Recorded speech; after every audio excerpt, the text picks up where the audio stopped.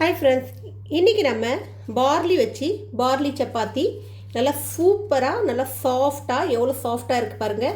இந்த அளவுக்கு நல்லா சாஃப்டான ஒரு பார்லி சப்பாத்தியை நம்ம இன்றைக்கி செய்ய போகிறோம். ஸோ ரொம்ப ஈஸியாகவும் குயிக்காகவும் செஞ்சு முடிச்சிடலாம்.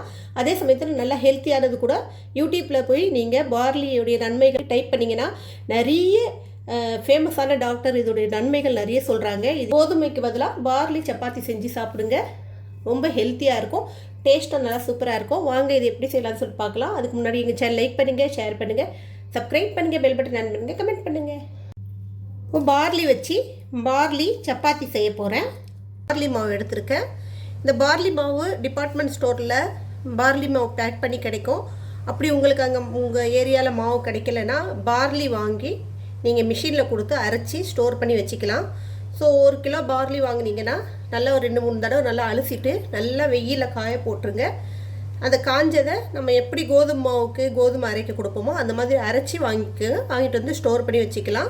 ஸோ இப்போ நமக்கு தேவைப்படும் போது இந்த பார்லி மாவு எடுத்து பார்லி சப்பாத்தி இல்லை பார்லி ரொட்டி செய்யலாம்.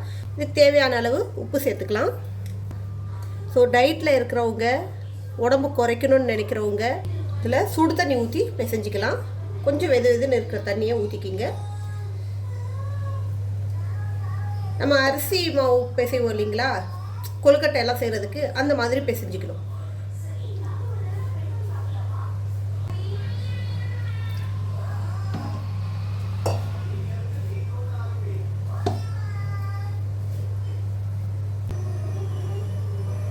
இந்த அளவுக்கு இதை நல்லா கெட்டியாக பிசைஞ்சிக்கிங்க. ஸோ தண்ணியும் அதிகமாக எடுக்காது, கொஞ்சமாக தான் தண்ணி தேவைப்படும். கொஞ்சம் கொஞ்சமாக ஊற்றி, அதிகமாக ஊற்றிடாதீங்க.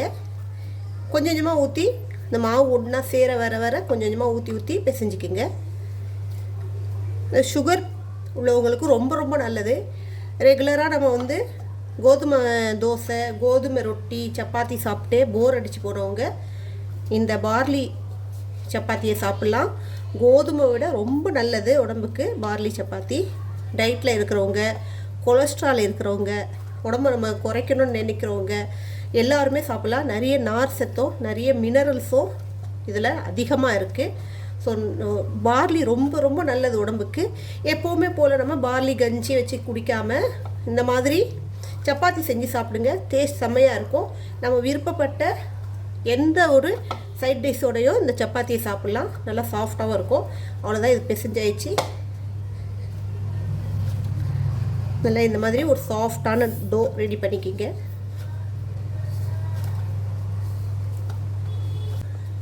பாருங்கள், அவ்வளோதான், எவ்வளோ சாஃப்டாக இருக்குது.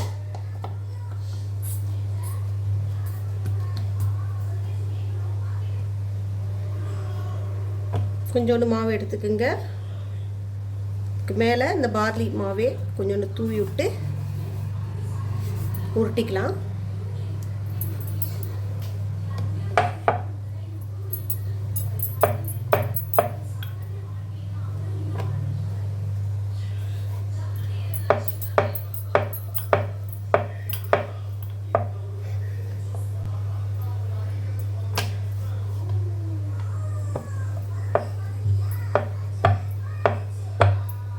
நல்லா தின்னாக உருட்டிக்கிங்க. எந்த அளவுக்கு வேணாலும் நம்ம தின்னாக உருட்டிக்கலாம். இதை பாருங்கள், எவ்வளோ தின்னாக உருட்டி இருக்க. இப்போது இது அழகாக ரவுண்டாக ஷேப்பாக வர்றதுக்கு இந்த மாதிரி ஏதாவது ஒரு டிஃபன் பாக்ஸ் மூடி இருந்துச்சுன்னா போட்டு கட் பண்ணிக்கிங்க.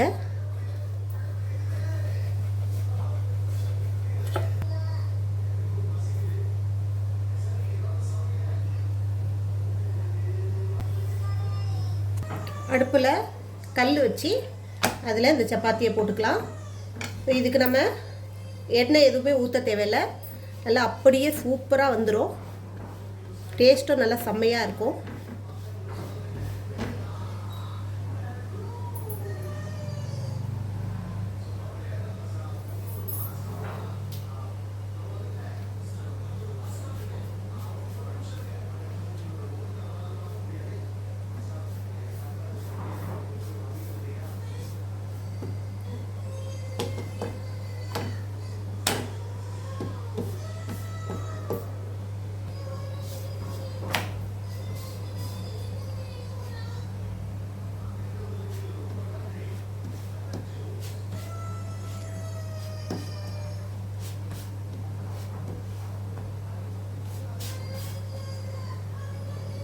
பாருங்கள், எண்ணெயே ஊற்றலை, எண்ணெய் ஊற்றாமல் நல்லா உப்பி வருது பாருங்கள் சப்பாத்தி. நம்ம எண்ணெய் கொஞ்சம் கூட ஒரு சொட்டு கூட எண்ணெய் நான் இதில் யூஸ் பண்ணல.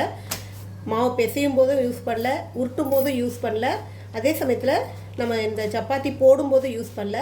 இப்போ இது எவ்வளோ ஹெல்த்தியானதுன்னு பார்த்துக்குங்க.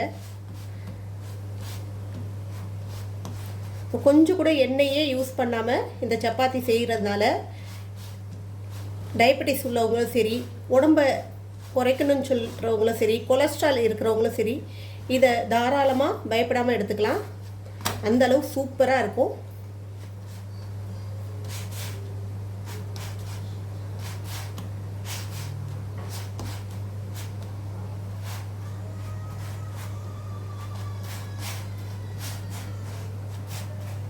செம்மையாக நல்லா உப்பி வருது பாருங்கள், செம்மையாக சூப்பராக வருது பாருங்கள்.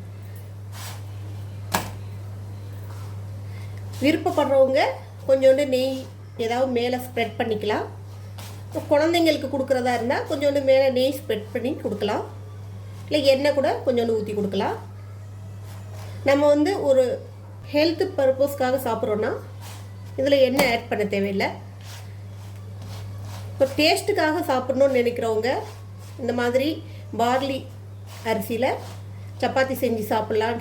நல்லாயிருக்கும் ஹெல்த்துக்குன்னு சாப்பிட்றவங்க கொஞ்சோண்டு நெய் ஏதாவது இதுக்கு மேலே தடவிக்கலாம். அவ்வளோதான், சப்பாத்தி நல்லா சூப்பராக ரெடி ஆகிடுச்சு. இதே போல் நம்ம மற்றதும் ரெடி பண்ணிக்கலாம். அவ்வளோதான், சூப்பராக நமக்கு பார்லி சப்பாத்தி ரெடி ஆகிடுச்சு. நல்லா சாஃப்டாக இருக்குது பாருங்கள், எந்த அளவுக்கு சாஃப்டாக இருக்குது.